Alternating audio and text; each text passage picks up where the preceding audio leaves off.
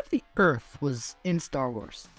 As we all know, Earth does not exist in the Star Wars galaxy, although it would be super cool if it did. Well, maybe not. It's kind of in the name Star Wars that the galaxy is always at war, and it's run by flawed democracies or totalitarian dictatorships. Oh, and of course there are the Force users all over the place getting everyone else involved with their conflicts. Oh, and there are those crazy pirate gangs on the Outer Rim that are terrorizing the population. Oh, and how can I forget about the Gungans? Man, I don't think I could carry out a conversation with a Gungan, especially not Boss Nass. He would slaughter all over me. However, it's still fun to speculate about how different the planet of Earth would be if its population were members of the fictional universe. How would our society be set up? How would Earth operate within the various galactic governments? That's the topic we'll explore today. And I assure you, it takes some unexpected twists. So buckle up and join us as we dive deep into the topic of what if Earth was in Star Wars.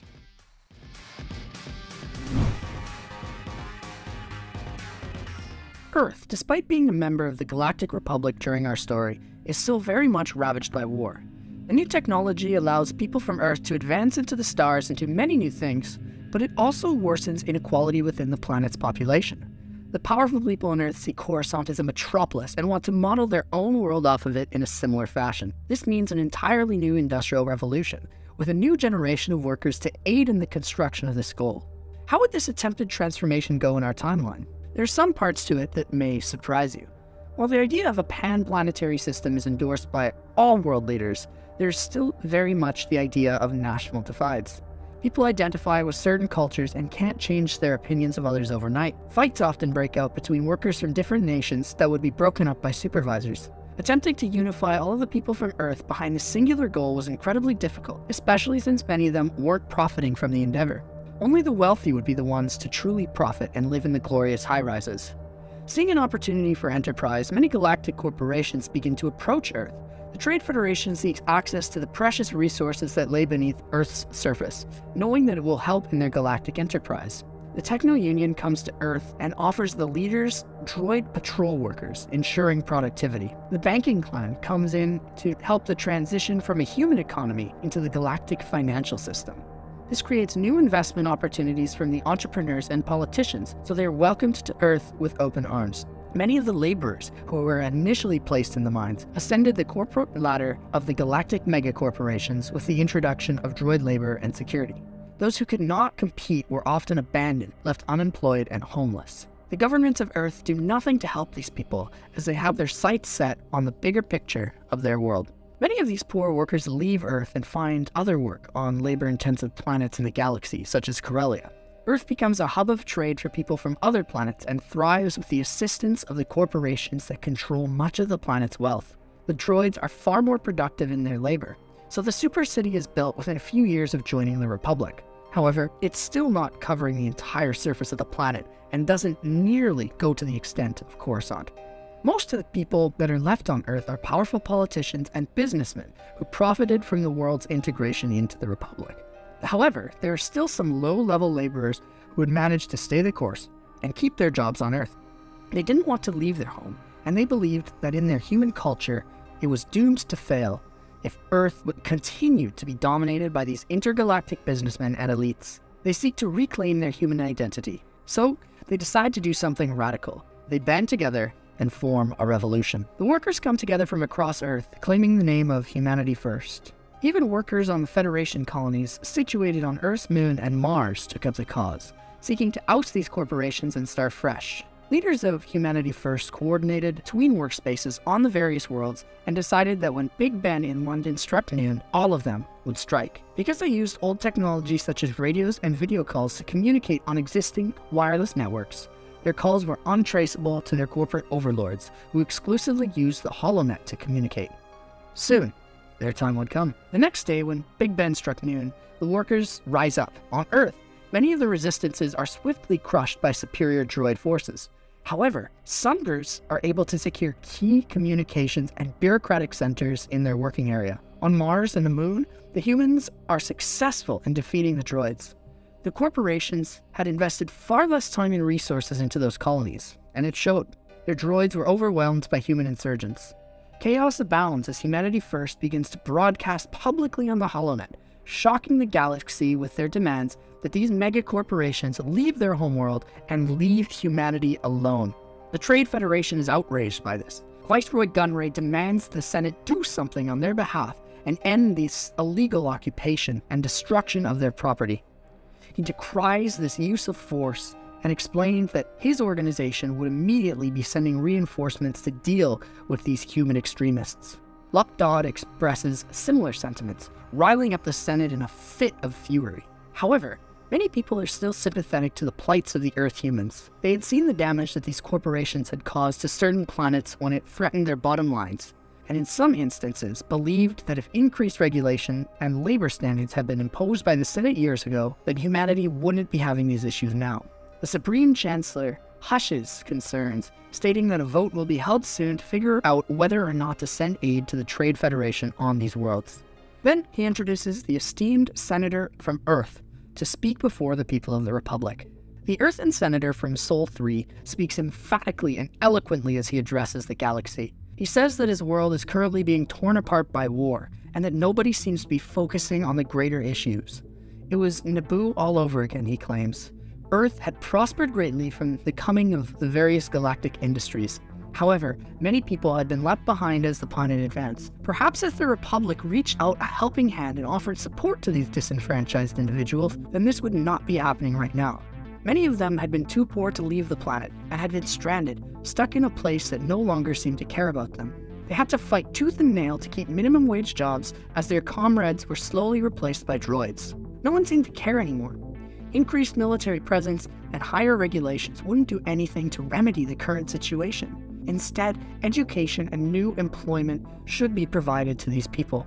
The Earth senator from the Sol system argued that these policies should be implemented galaxy-wide. As the senator concludes his speech, he's met with a raucous applause from his colleagues in the Senate.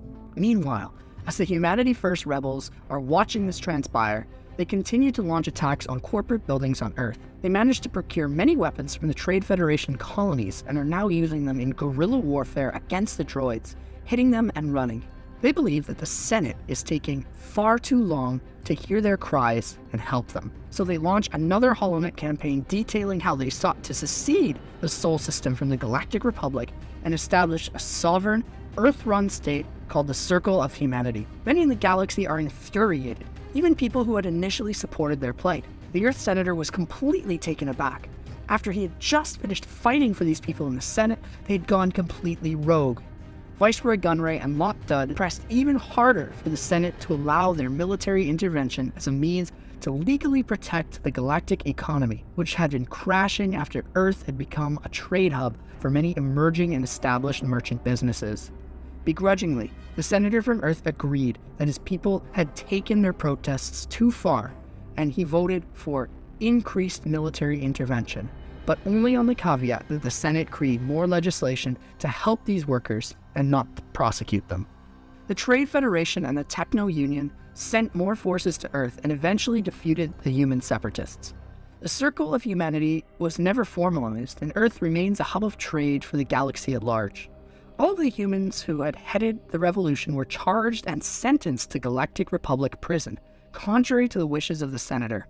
Some of the workers were picked up for jobs as government laborers, but they remained untrained. Plenty of senators saw this lack of finding a solution to the problem and joined the Earth senator in calling it out in the Senate. Many of them began to sympathize further with the rebel leaders who had been jailed. Perhaps separatism was the right way to go.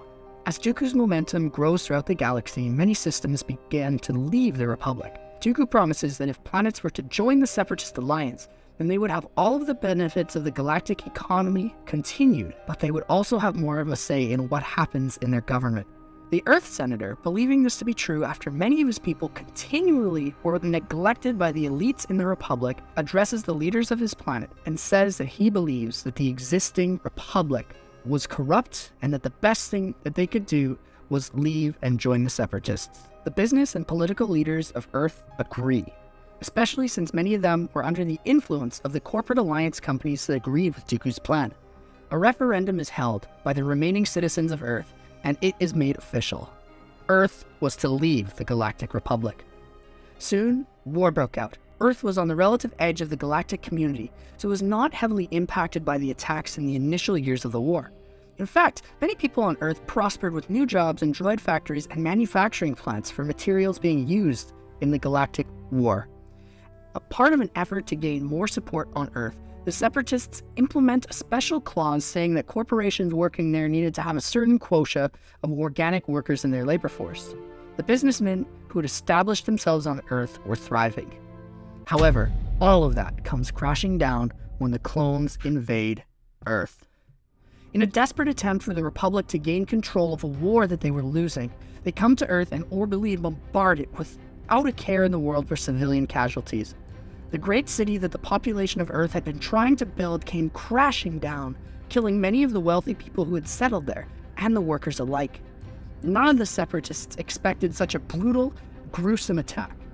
There was a galactic outcry as the markets crashed hard. Trade routes were drastically interrupted for both sides, and massive casualties are taken by Earth.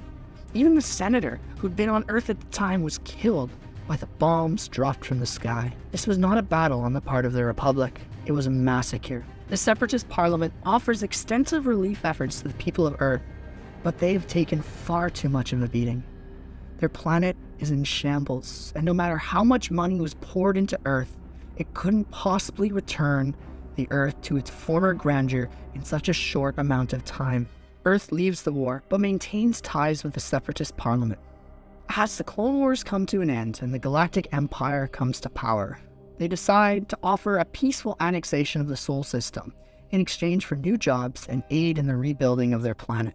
The political leaders of Earth, who had been struggling since their world had been devastated by the Republic, believed that joining the Empire and becoming engaged in the galactic community again would open up new possibilities for their planet and their people. In addition, many of the droids used by the corporations during the Clone Wars had been shut down, so there would be no threat of losing employment this time around. Another referendum was held on all of the Sol colonies, and it was decided that Earth and the rest of the Sol system would join the Empire. As the Empire continues to dominate the galaxy, Earth is left relatively unimpacted. Due to their large human population, discrimination is not as large of a factor as it is elsewhere in the galaxy. The Empire helps rebuild Earth and establishes military infrastructure there, along with new methods of resource extraction. They ensure that droid labor is prohibited on Earth due to what happened in the past and maintain the Earth's economy. Many people on Earth question the Empire and end up joining the rebellion, but most of the planet remains fairly ambivalent in their government. Nothing much changes for them. So how do they react to the new Republic coming to power? As the Galactic Civil War comes to an end, the people of Earth saw that they had chosen the wrong side. With the death of Palpatine, they finally admitted defeat, surrendering to the new Republic without resistance. Again, not much was going to change for them. The Imperial leaders who had occupied the planet were put on trial, but many of them were given light sentences due to the lack of atrocities committed on Earth. Or, even better, they were admitted to the Republic Amnesty Program and integrated into the new government. A new government was elected on Earth, and many of the Imperial infrastructure projects were continued by the New Republic, except for the military ones.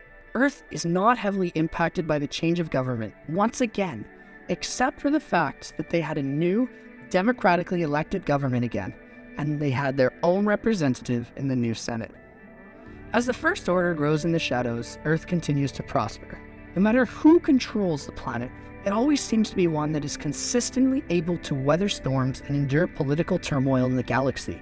The people of Earth are resilient, if not divided, and proud of their people. Even in the Star Wars galaxy, where war rages on and crazy stuff happens, the citizens of Sol triumph over the challenges that come their way. In the end, Earth provides many resources for the galaxy at large and becomes a trade hub, and they are held in high regard by all of those around them, due to their tenacity and their working-class spirit. In the Star Wars galaxy, Earth always seems to come out on top.